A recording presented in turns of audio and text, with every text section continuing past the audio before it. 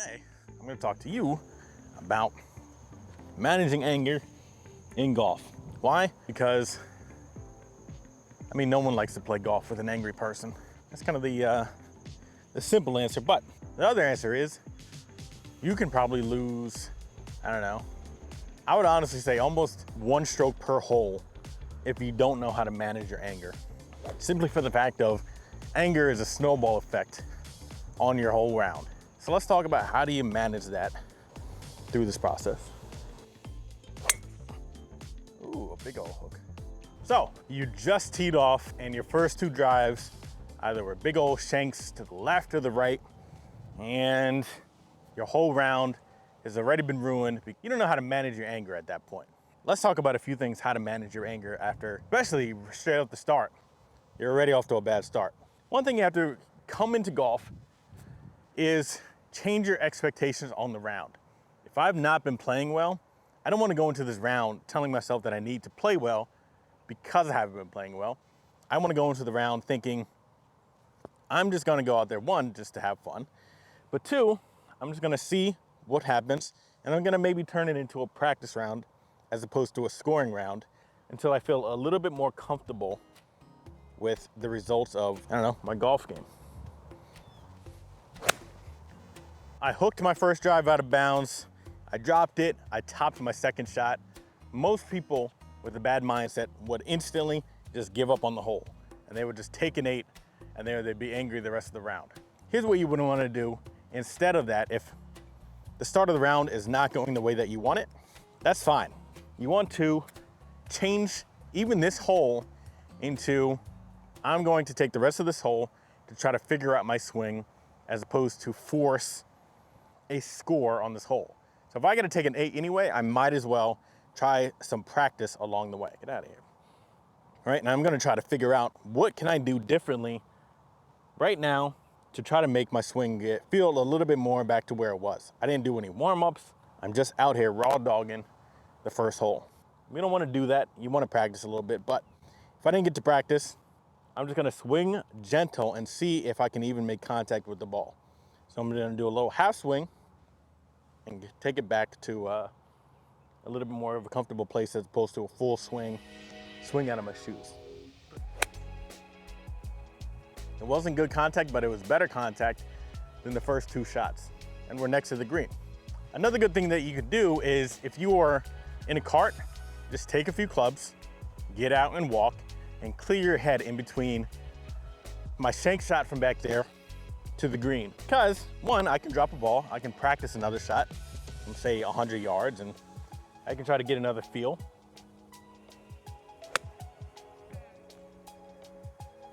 And I can try to see, all right, can I figure out anything else about my swing right now and what it's doing? So I hit that one long, clean shot. All right, so it's not necessarily the contact of the ball, but it's something that I'm doing with my body right now. If I am super upset, I can take a few clubs out of the bag, take a wedge, and walk up, and I can even hit a practice ball in between here and the green. And by doing that, I can reset my mind a little bit. I can do some of the breathing techniques that I spoke about before. I take a long, deep breath, I pause, and I reset and focus on, all right, what do I need to do on this shot? This is the practice shot, so all I want to do is practice. I don't want to expect anything.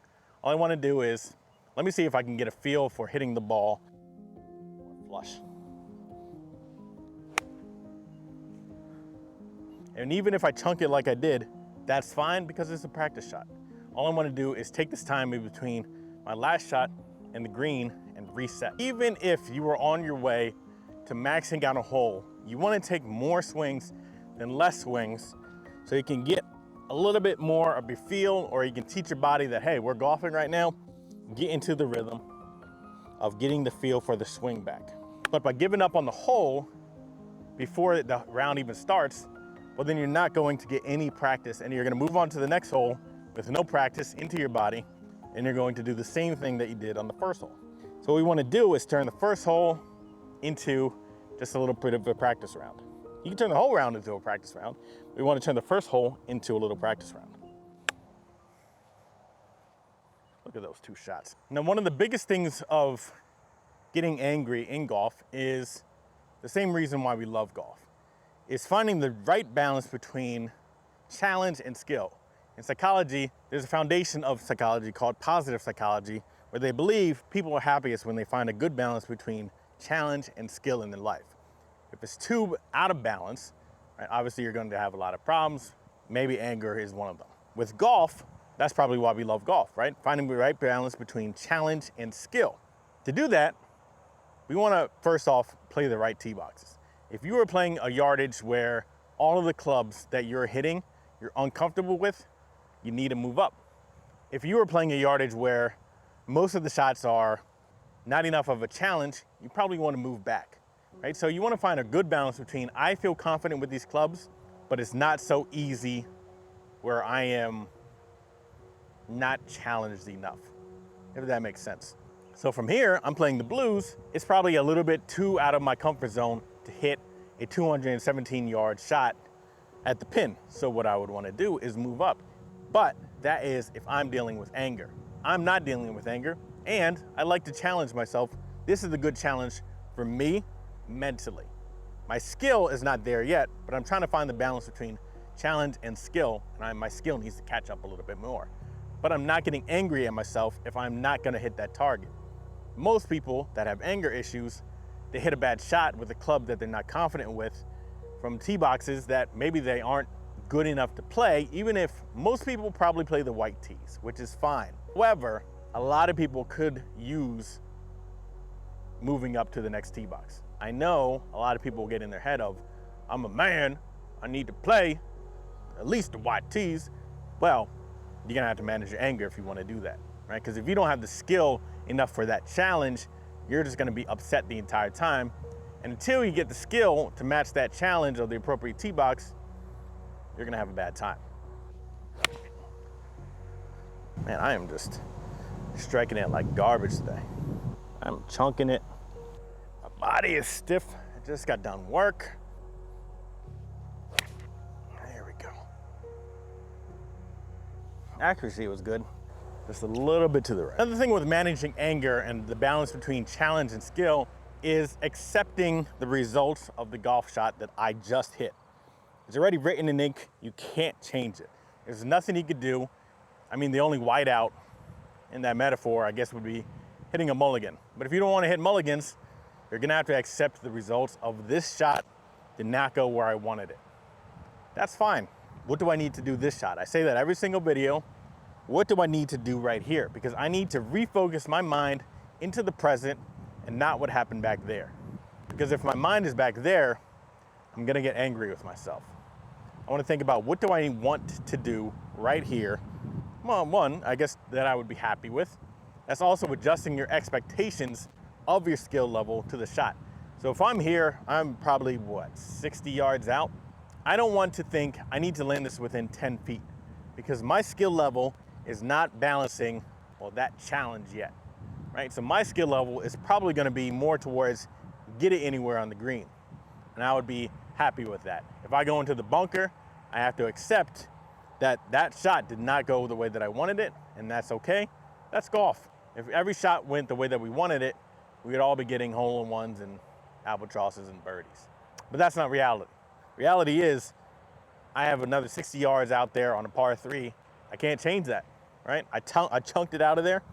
All I have to do now is focus on hitting this shot. And my skill level is gonna say, hey, you wanna land this on the green, and I wanna, that is the results of my skill level.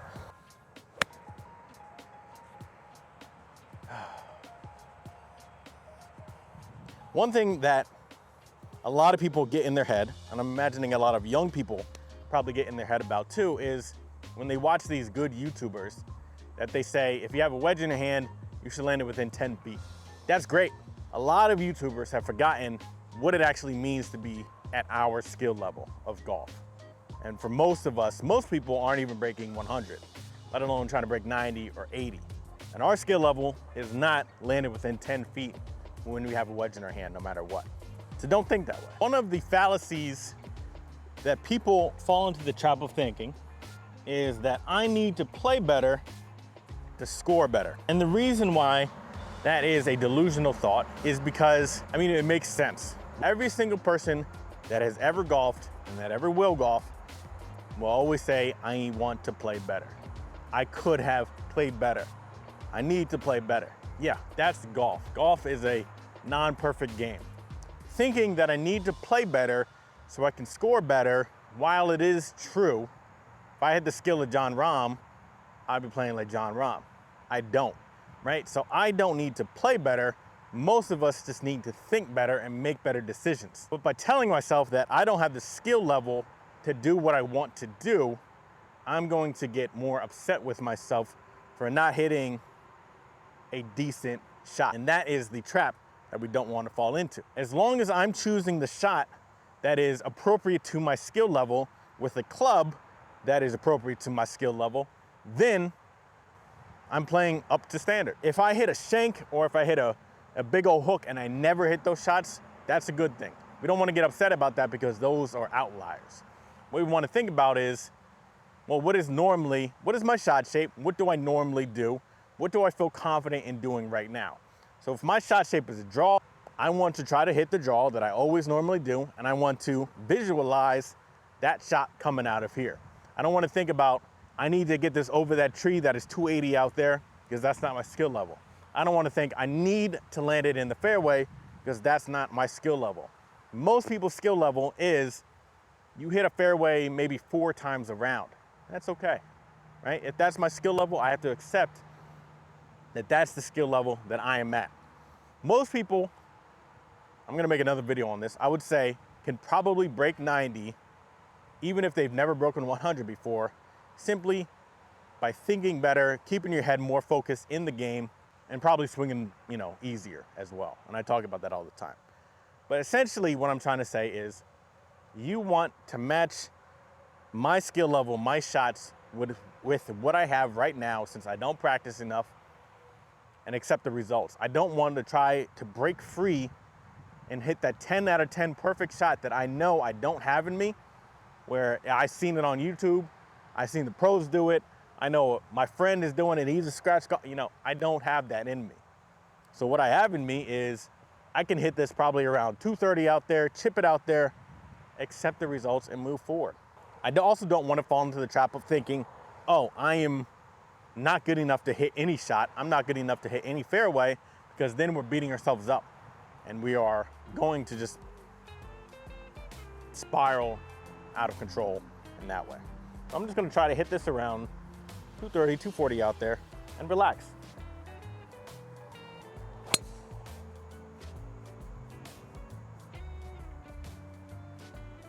Oh, did I hit the tree? What you want to recognize is that most of the time, anger is simply a lot of misdirection, I guess you could say, of other emotions, right? So we can tell ourselves that I am frustrated, and that is okay because I can do something with frustration. I can figure out what is making me frustrated, and I can work on fixing it. With anger is a little bit more, I guess you could say, primal, right? So it's harder to focus on what do I need to do if I'm angry, because anger takes over your whole body.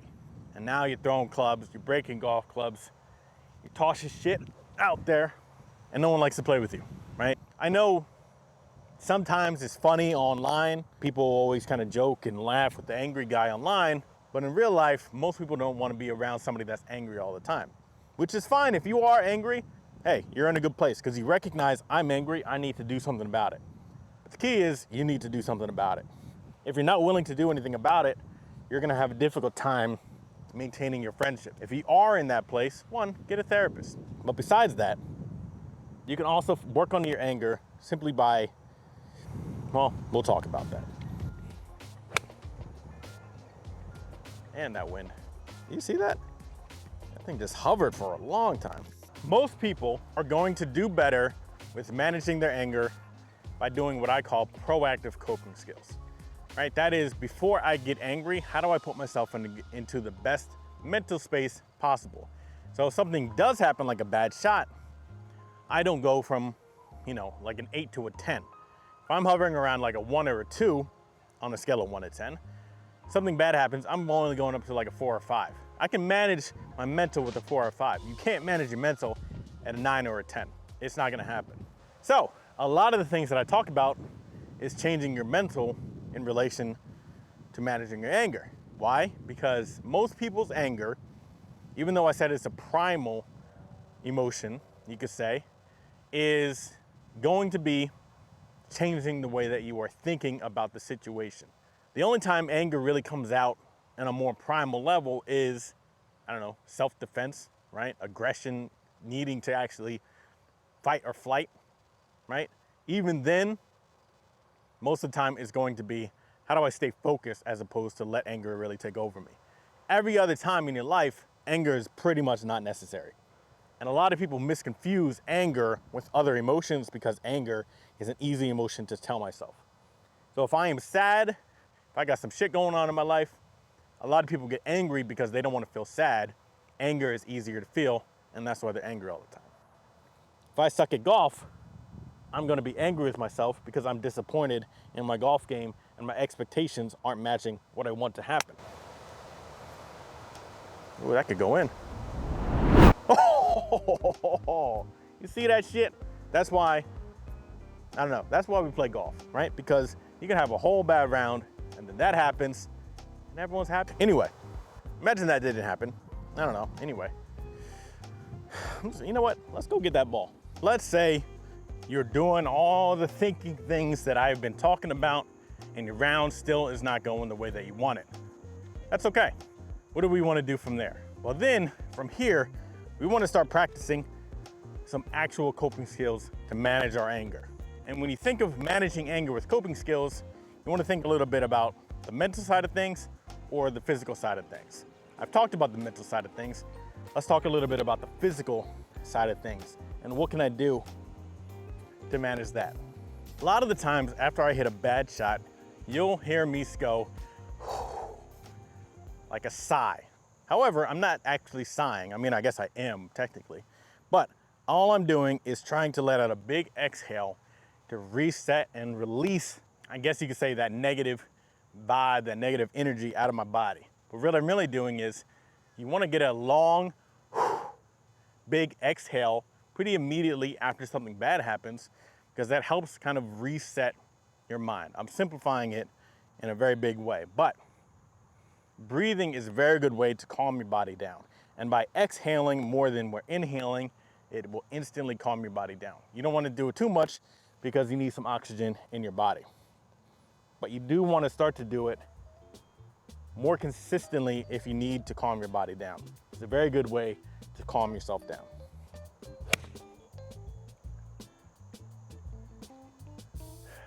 If you need to immediately calm your body down, you want to do, say, 8 seconds of a big old inhale and 10 seconds of a long exhale. And you can do that when you're riding in the cart. You could do that in between shots. You can do that right before a shot, but it's a very good way to calm your physical down. And by calming your physical down, you can mostly calm your mental down.